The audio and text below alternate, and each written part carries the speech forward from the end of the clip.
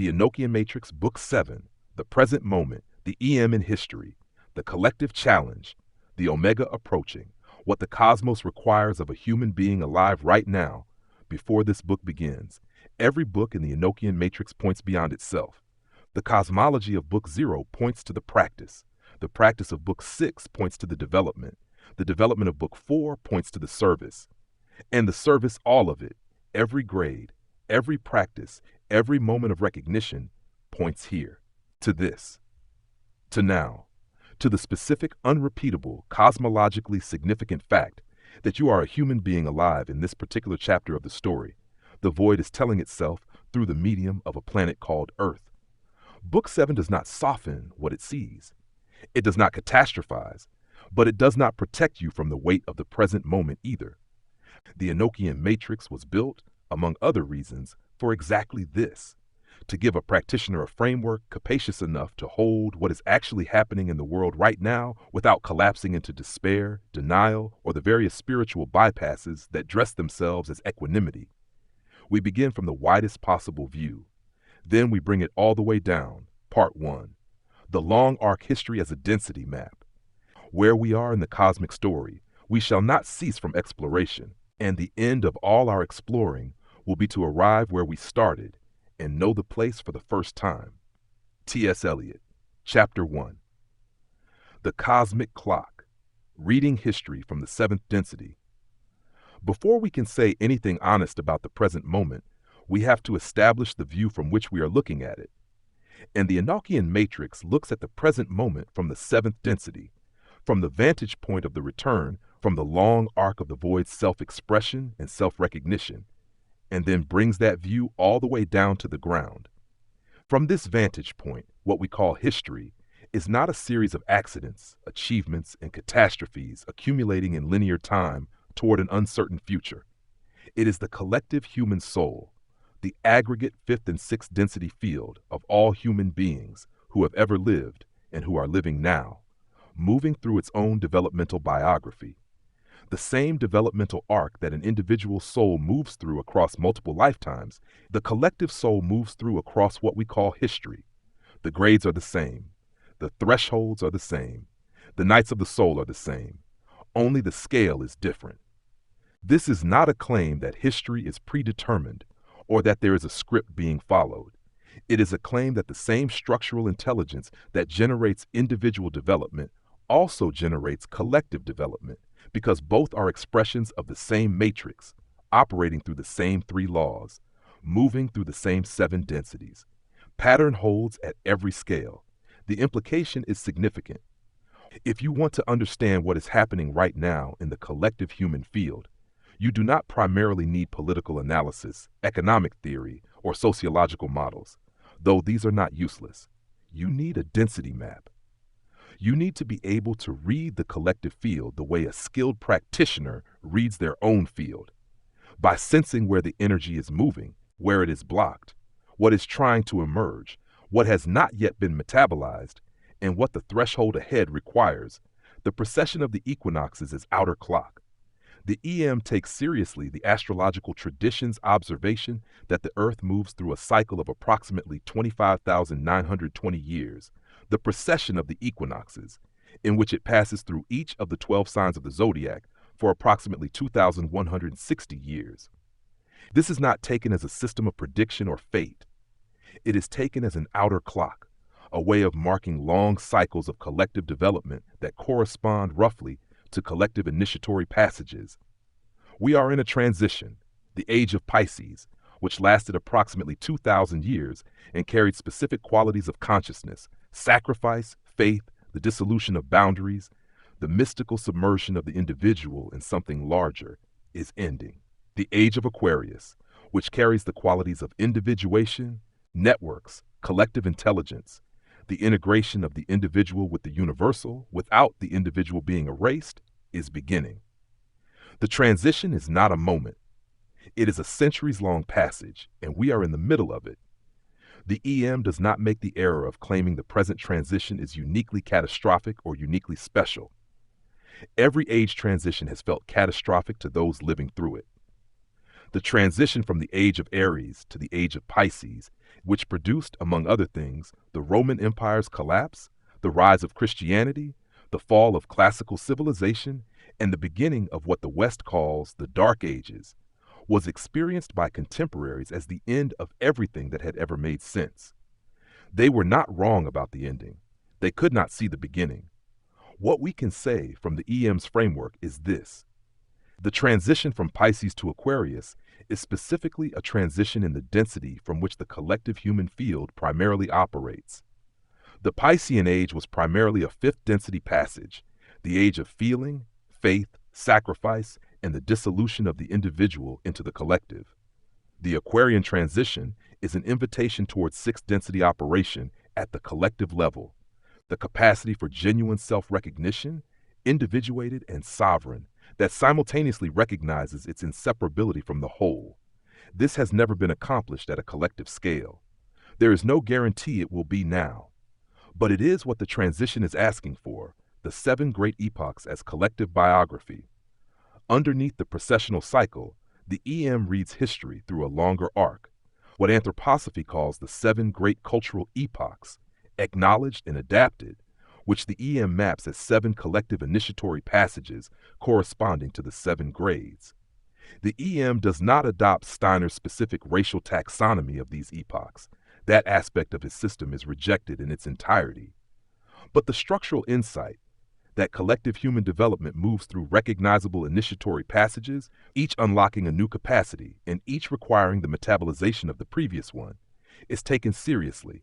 The ancient civilizations, Mesopotamian, Egyptian, Vedic, Chinese in their earliest forms, were humanity at grade 1 and 2 collectively, establishing a relationship with the cosmos, developing the first reliable maps of the matrix through astronomy, agriculture, mythology, and ritual. They were not primitive. They were early. There is a difference. The classical civilizations, Greek, Roman, the classical periods of the major Asian civilizations, were humanity beginning grade 3, the development of individual rational consciousness, the emergence of philosophy, the beginning of the long project of individuating the ego body at a collective scale. This is the period in which humanity first began to think for itself rather than solely through the medium of tradition and myth. The period from approximately the 15th century to the present, the period that includes the Renaissance, the Enlightenment, the Scientific Revolution, industrialization, and the catastrophes of the 20th century, is humanity deep in grade 3. The grade 3 passage, for the individual, involves the dissolution of the structures that have held the self together, the encounter with the guardian of the threshold, and the night of the soul. For the collective, this passage has involved the dissolution of the medieval worldview, the dethroning of religious authority as the organizing principle of reality, the catastrophic overcorrection into pure materialism, and the consequences of that overcorrection: ecological devastation, 2 world wars, the Holocaust, the atom bomb, the permanent war economy, the attention economy, the loneliness epidemic, the mental health crisis, and the existential vertigo of a civilization that has successfully dismantled the old meanings and not yet found new ones. This is not a condemnation of modernity. Every one of these developments, including the catastrophes, has been part of the grade 3 passage. The dissolution of false certainties, however painful, is not a mistake. The guardian of the threshold shows you what must be honestly confronted before the next threshold can be crossed. The collective guardian has been showing humanity, for approximately 500 years, what it has been unwilling to face. We are at the threshold, not through it, at it. Chapter 2. The forgetting at scale. What has actually broken? The EnochianMatrix does not soften this. Let us be precise about what has broken in the collective field, and why the primary fracture in the collective human field is not political, not economic, not even ecological, though all 3 express it.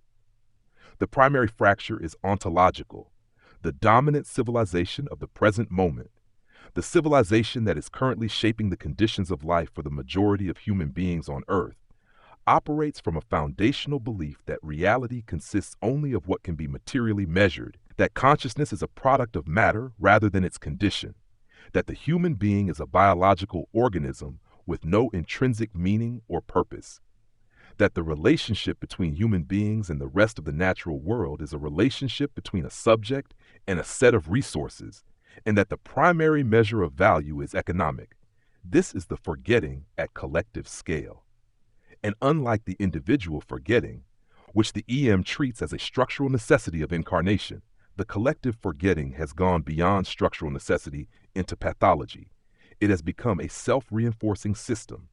The institutions that shape collective consciousness, educational systems, media, economic structures, political systems, are built on and perpetuate the foundational ontological error. They teach the forgetting. They reward the forgetting. They punish, marginalize, and pathologize those who remember. The consequences are visible at every density level.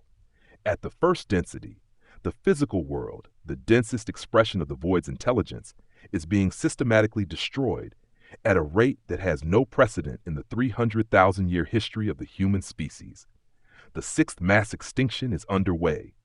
The climate system, the first density expression of the Earth's etheric body, is destabilizing. Topsoil is depleting. Oceans are acidifying. Freshwater systems are collapsing. The physical body of the planet, which is also, in the EM's understanding, a being with its own consciousness and its own developmental arc, is under assault from a civilization that has, through the forgetting, lost the capacity to recognize the planet as a being at all. This is not a policy failure. It is a density failure. A civilization that cannot perceive the matrix cannot navigate it. A civilization that believes the physical world is an inert resource cannot treat it as sacred. The ecological crisis is the first density consequence of a sixth density absence. A collective that has lost access to the recognition of its own nature will inevitably treat everything outside itself as raw material. At the fourth density, the etheric body of the collective, the life force field that animates and organizes the social body, is severely depleted. The symptoms at the social level are what they would be at the individual level when the etheric body is exhausted. Chronic fatigue, loss of generative capacity, inability to heal, susceptibility to parasitic forms. The epidemic of burnout, the collapse of social trust, the inability of institutions to regenerate themselves, the widespread sense that the systems designed to sustain collective life are consuming it instead. These are fourth density pathologies expressing through third density social structures. What depletes a collective etheric field? The same things that deplete an individual one. Chronic stress without recovery, disconnection from the natural world, suppression of the body's intelligence in favor of purely mental operation, and, most significantly for the present moment, the replacement of genuine relational life with its simulation. The attention economy, in the EM's analysis, is a fourth density extraction system. It harvests etheric life force, the animating energy of attention, care, and genuine presence, and converts it into economic value for a small number of people and institutions, leaving the collective field progressively depleted. At the fifth density, the collective astral body, the emotional field of the whole human family, is in crisis. The dominant emotional signatures of the present collective field are fear, rage, grief, and an association so pervasive that it has been normalized as the baseline of modern life. This is not simply a matter of bad news cycles or political polarization, though both are expressions of it.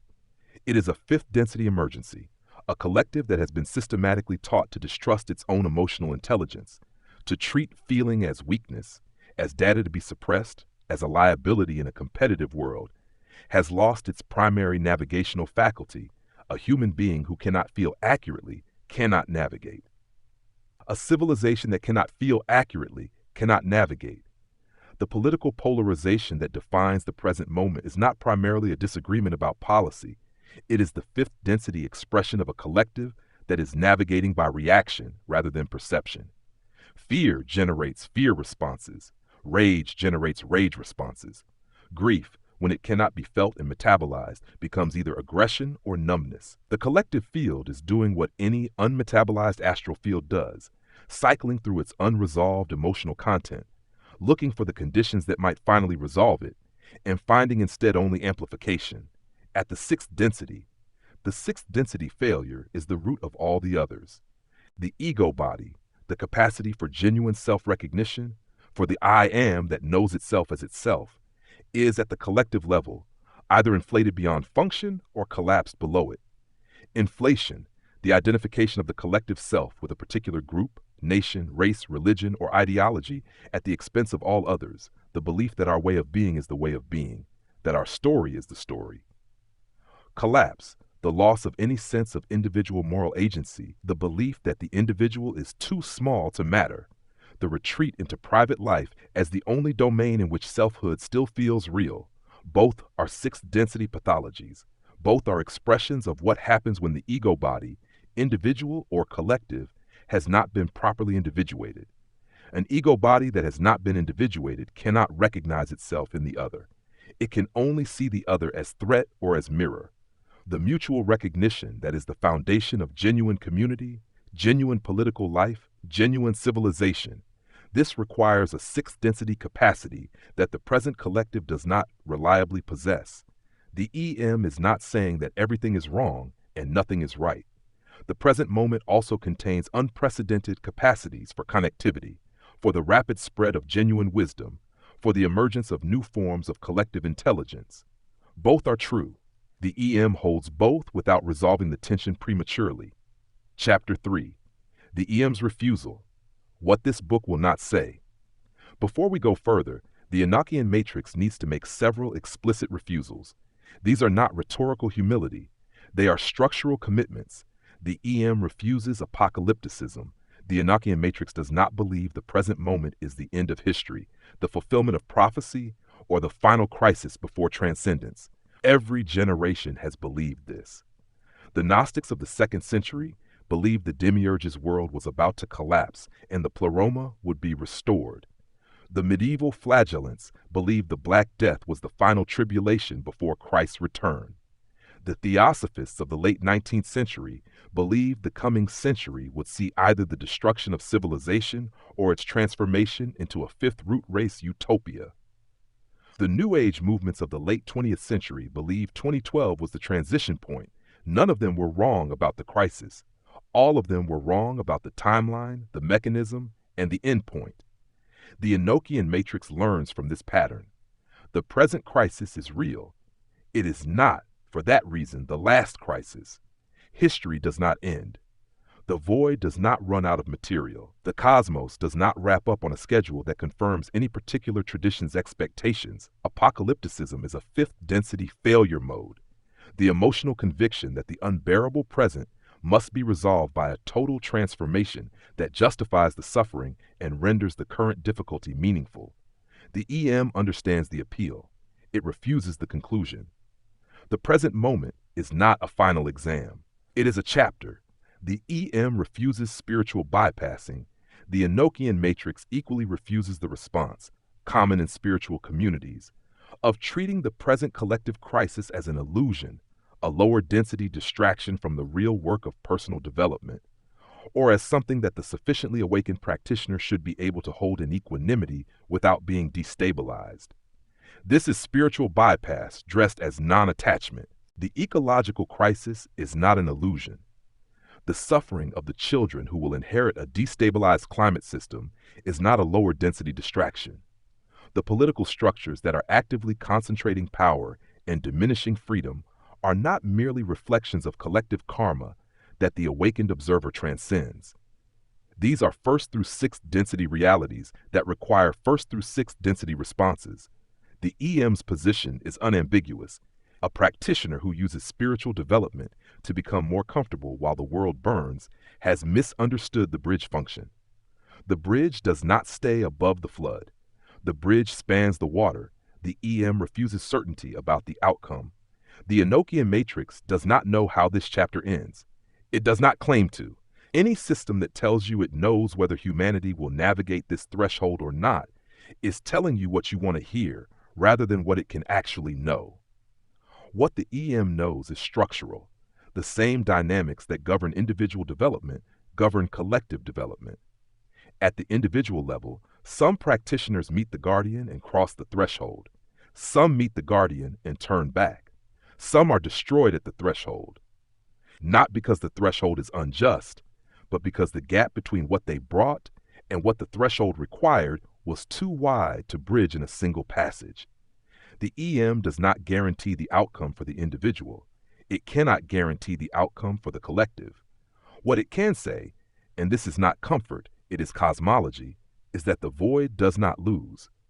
Whatever happens to this particular chapter of the human story, the void's project continues. Civilizations have risen and dissolved before. The soul does not end when the civilization ends. The matrix is not damaged by what happens inside it. And the next chapter, whatever it is, will be written by the souls who carry the learning of this one. This is not resignation. It is the widest possible view, held simultaneously with the most immediate possible responsibility. Part 2. The collective challenge, what is actually being asked of the human species right now. The most common form of despair is not believing that things could be different. Kierkegaard, Chapter 4. The Threshold, what the collective guardian is showing. The collective guardian of the threshold does not appear to a civilization the way it appears to an individual practitioner. It does not arrive in a single dream or a single crisis.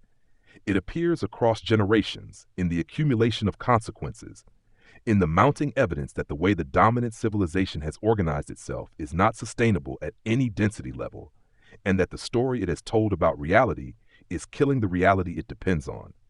The collective guardian is showing humanity 4 things, not as punishment, as the condition of crossing. First, the ontological error must be named. The civilization that currently shapes global conditions is built on a foundational ontological error, that consciousness is a product of matter rather than its condition. This error is not merely philosophical. It has consequences at every density level, as we have mapped, and it cannot be corrected by policy adjustments, technological solutions, or economic reforms, because all of these operate within the error. They adjust the surface of a system whose foundations are wrong. The guardian is asking the collective to do what the individual practitioner must do at the grade 3 threshold, to acknowledge, without softening, that the map has been wrong, not partially wrong, wrong at the foundation. The universe is not made of inert matter to which consciousness is mysteriously added. The universe is made of consciousness expressing itself as matter. This is not a metaphysical luxury. It is the correction without which the other corrections cannot hold. The good news, if that is the right word, is that the foundations of the scientific enterprise are already moving toward this recognition. Quantum mechanics has, for a century, been telling physicists that the observer cannot be separated from the observed.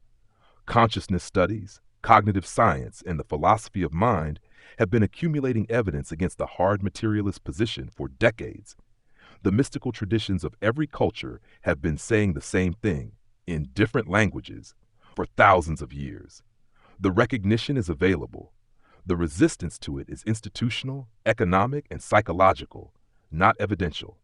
Second, the feminine must be restored to its place. The suppression of the generative principle, the ontological feminine, has been the defining feature of the dominant civilization's development for approximately 5,000 years.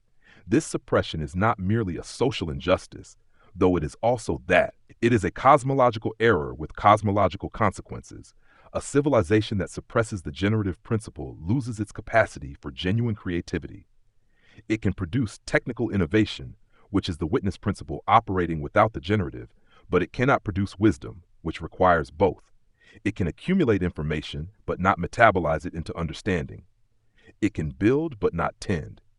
It can extract, but not regenerate.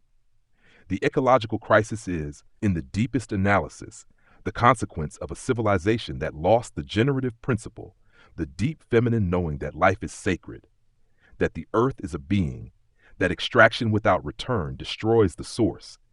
The restoration of the generative principle is not a political project, though it has political expressions. It is a cosmological restoration, the return of the void's generative face to its proper co-equal standing with the witness. In practice, this means the knowledge systems of the indigenous traditions, which have maintained relationship with the earth as a being, must be taken seriously, not as cultural curiosities, but as survival knowledge. The emotional intelligence of the collective, which has been coded feminine and therefore suppressed, must be rehabilitated as the primary navigational faculty it actually is.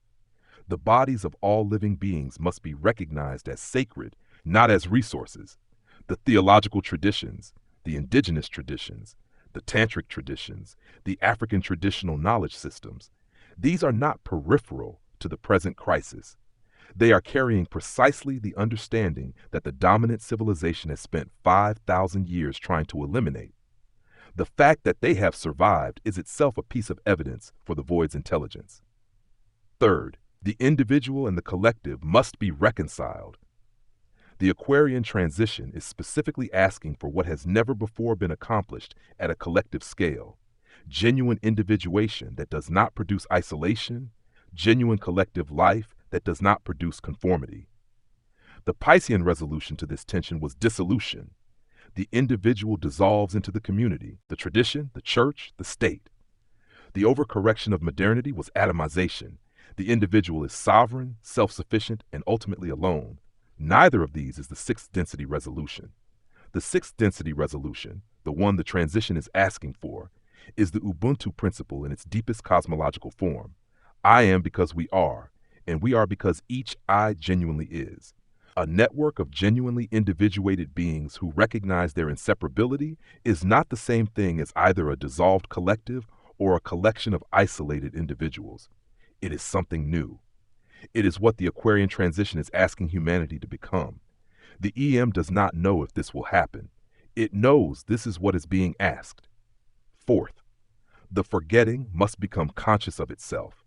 This is the deepest requirement and the most difficult to name precisely, because naming it is already a partial accomplishment of it. The forgetting, the structural amnesia of incarnation, gone pathological at the collective scale, must become conscious of itself. Not healed, not ended. Conscious of itself. A practitioner who has become conscious of their own forgetting is already in a different relationship to it. They are no longer fully inside the trance. They can see the mechanism operating in themselves. They can choose, at least sometimes, not to be wholly moved by it. The full recognition, the omega, may still be a long way off. But the practitioner who knows they are forgetting is qualitatively different from the practitioner who does not know. The collective version of this is the development of a widespread, culturally supported understanding that the dominant civilization's ontology is wrong, that we have been operating from a forgetting, that the forgetting has consequences, and that those consequences are now the conditions we are living in. This does not require everyone to become a mystic.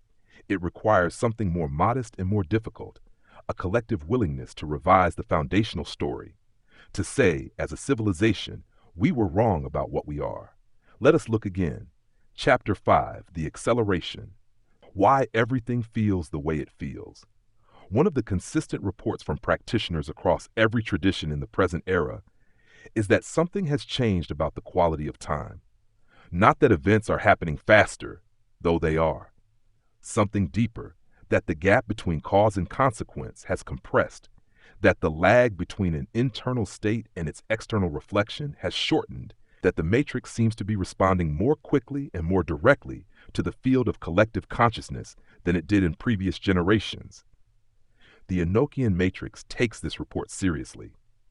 Its framework for understanding it is this: the density level from which the collective field operates determines the speed of resonance feedback. The higher the density, the faster the feedback loop. A civilization that is beginning to operate from the sixth density, even partially, even in fragments and glimpses, experiences a fundamentally different relationship to time and consequence than one operating primarily from the third. The acceleration is a sign of the transition, not a separate phenomenon. As the collective field begins to activate at higher densities, the laws of resonance and correspondence operate at higher speeds.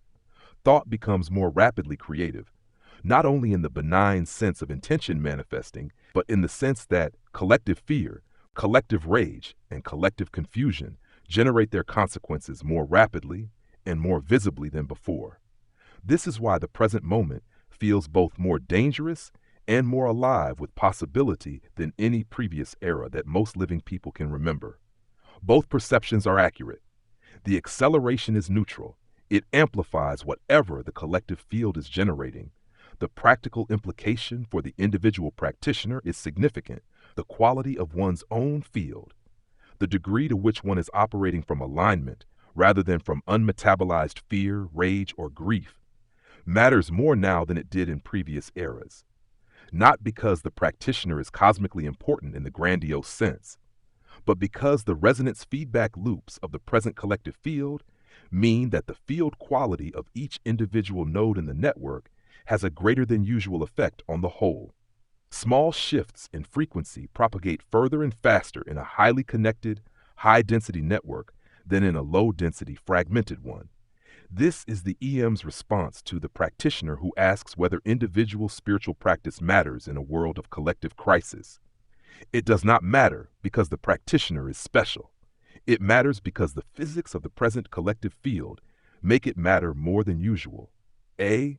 Chapter 6, What the Traditions Carry and Why They Are Not Enough Alone. The EnochianMatrix is not the first system to attempt to map the present transition. Every major tradition has its version of this moment, and every major tradition carries something essential, some piece of the map that the others do not have, some practice or understanding or orientation that is genuinely needed for what this threshold requires. The Buddhist traditions carry the most precise practices for working with consciousness at the 5th and 6th density levels, for seeing the mechanics of suffering with clarity, and for developing the equanimity that does not become indifference.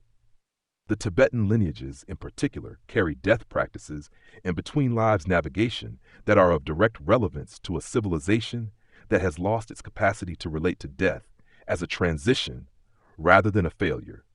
The Sufi traditions carry the heart, not metaphorically, the actual understanding of the heart as a cosmological instrument, as the primary organ of 6th density perception, as the faculty through which the human being participates in the divine without losing the self. In a collective field dominated by mental operation divorced from feeling, the Sufi contribution is irreplaceable. The African traditional knowledge systems carry the understanding of community as a spiritual reality, not a social convenience, but an ontological fact. Ubuntu, I am because we are. The ancestor tradition, the continuum of consciousness between lives as a lived practice, not a theological abstraction.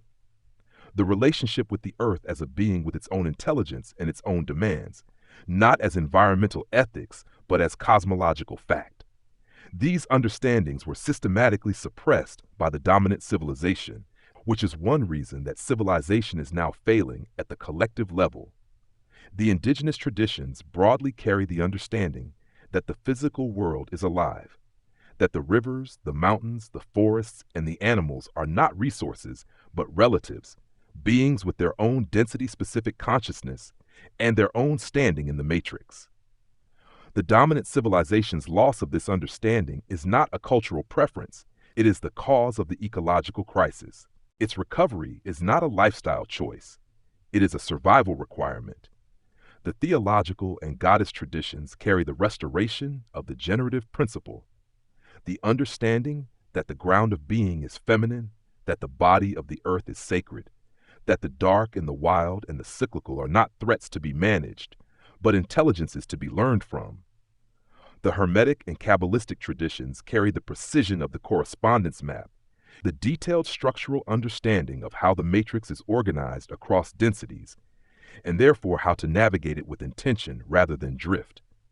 Anthroposophy carries the developmental precision, the understanding of how individual and collective consciousness develops through recognizable stages, what each stage requires, and what the next stage looks like from the inside of the current one.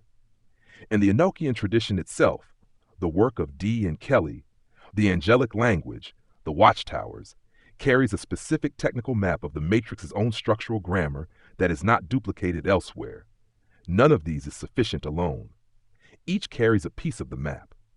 Each is also, in its current institutional form, burdened with the limitations of its historical context. The patriarchy that has shaped even the most goddess-affirming traditions, the cultural particularism that has shaped even the most universalist ones, the institutional conservatism that has shaped even the most revolutionary ones. The EnochianMatrix is not attempting to replace these traditions. It is attempting to be the frame that holds all of their maps simultaneously, that allows a practitioner from any tradition to find their home honored and to find in the home of every other tradition the same territory they recognize from their own.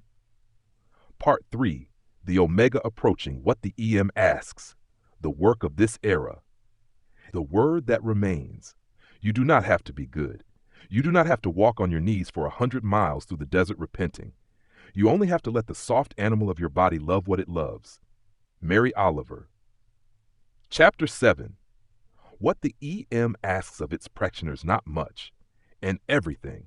The EnochianMatrix asks its practitioners to practice, not performatively, not for status, not to achieve a grade or accumulate spiritual capital, but because practice is the mechanism by which the individual field becomes more aligned with the void, and thereby more capable of genuinely serving the collective field.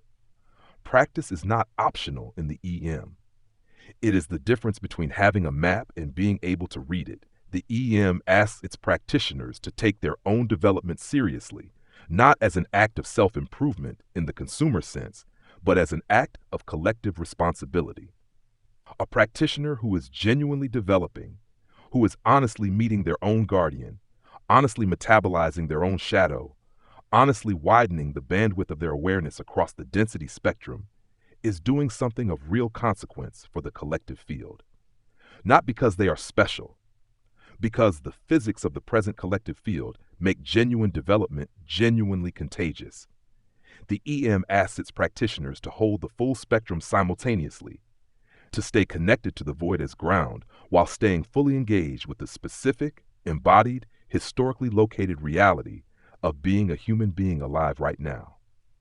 This is the bridge function in practice, not transcending the density crisis into spiritual comfort and not being consumed by the density crisis into despair, but inhabiting both ends of the bridge simultaneously and allowing the connection to be real.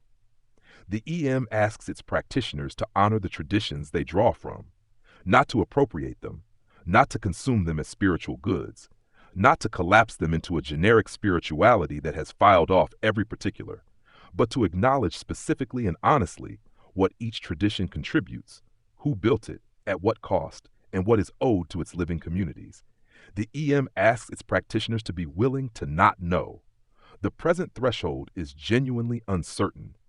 The outcome of the collective passage is genuinely unknown. The practitioner who claims to know how this ends, whether the claim is apocalyptic or utopian, is not navigating. They are managing their anxiety.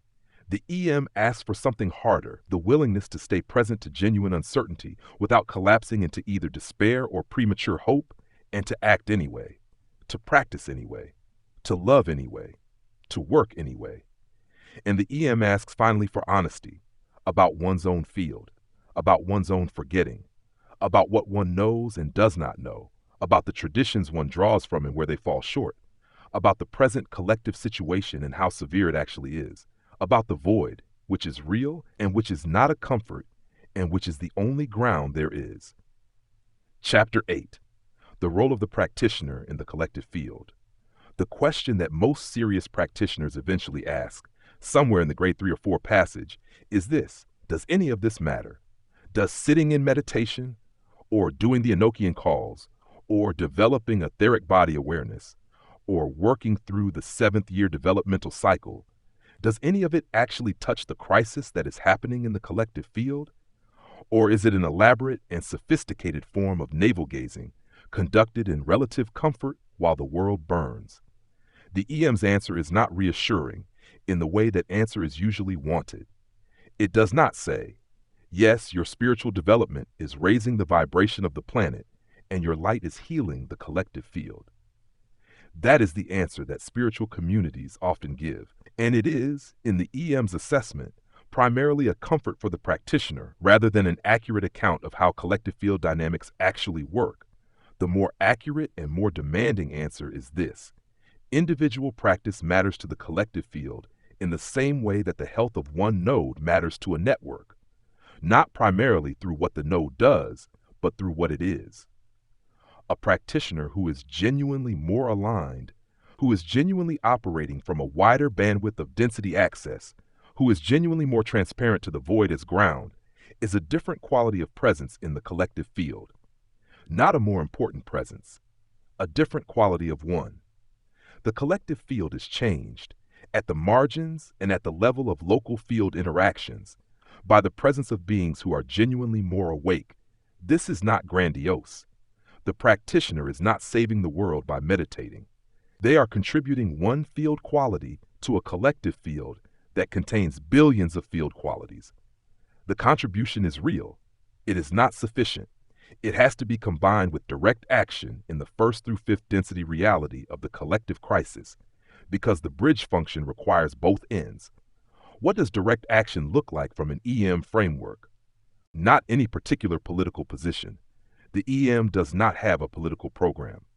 But the orientation of action is clear, toward the restoration of the generative principle at every level, toward the development of sixth density collective capacity, genuine individual sovereignty in genuine community, toward the recovery of the fourth density etheric field of the collective, which means relationship with the natural world, genuine rest, genuine embodiment, genuine community, and toward the honest confrontation with the collective vimtas, forgetting wherever one encounters it. The practitioner who has developed genuine density awareness is also, simply, more useful in the practical domains of collective life. They read situations more accurately. They act from a wider view.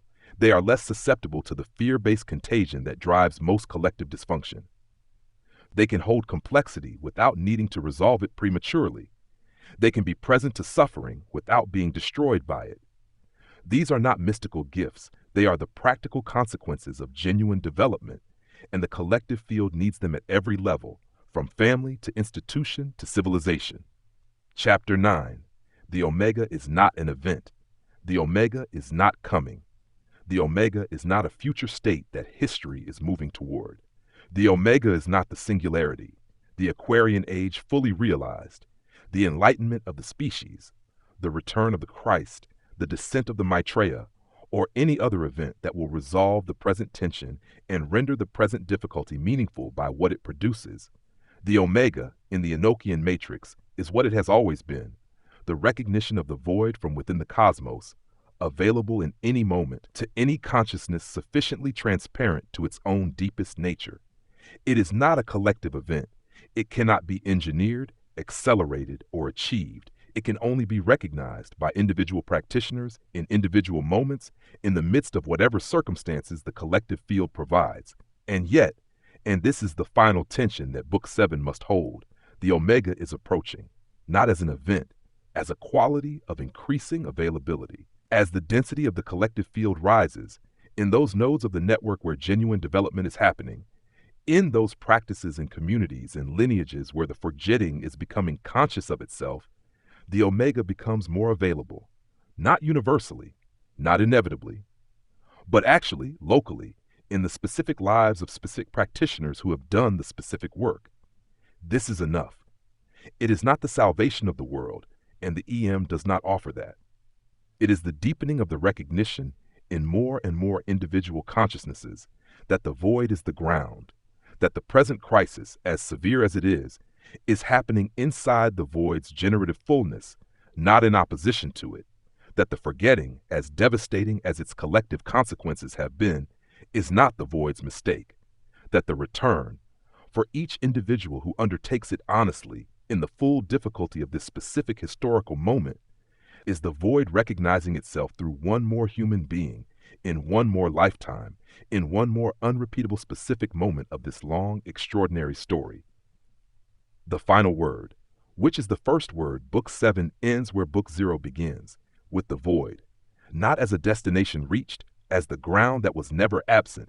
The practitioner who has read this far has been given a cosmology, a map of the human instrument, a framework for understanding history, a diagnosis of the collective crisis, and a set of things the system asks of them. None of these are the practice. They are the map. The practice is simpler and harder than any of them. The practice is to be present as fully as possible, across as many density layers as are currently accessible, to exactly this moment. Not the future moment when things are better, Not the past moment when things were different. This one, with the weight of the collective crisis in it, and the void as its ground, and the human body as its instrument, and the practice as its method, and the recognition, however brief, however partial, as its fruit. Every tradition this system draws from has found its own way to say the same thing.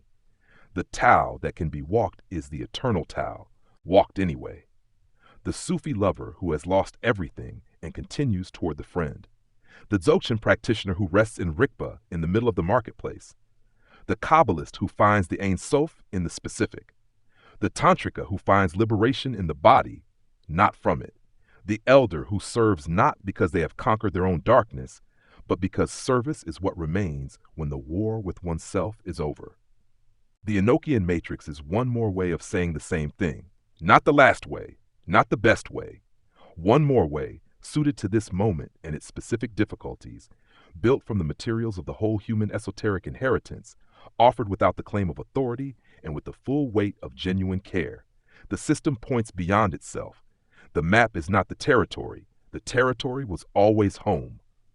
Alpha Omega, the EnochianMatrix, Book 7, The Present Moment.